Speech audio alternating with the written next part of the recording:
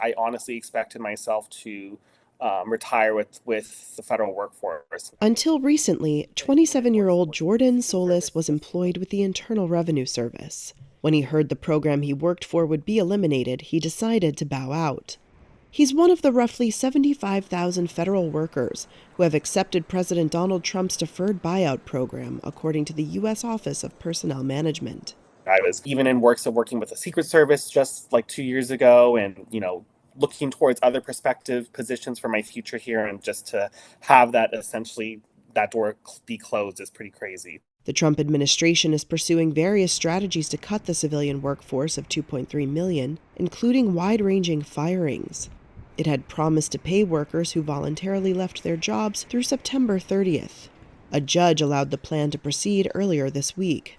Many bristled at Trump's description of the civil service as bloated and ineffective, but some were ready to retire anyway. Others were motivated by looming federal workforce cuts or return to office orders.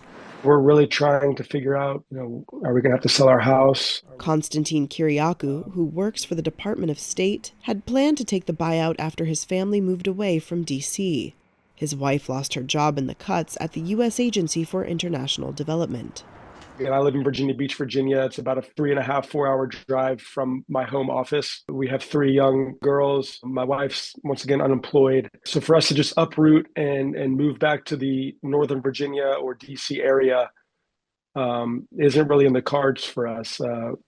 It's obviously a higher cost of living up that area. Kyriakou had been following the news of a judge weighing in on the buyout and was waiting to hear when the new deadline to accept the offer would be.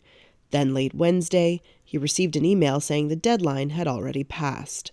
He's holding out hope he will still get a chance to participate.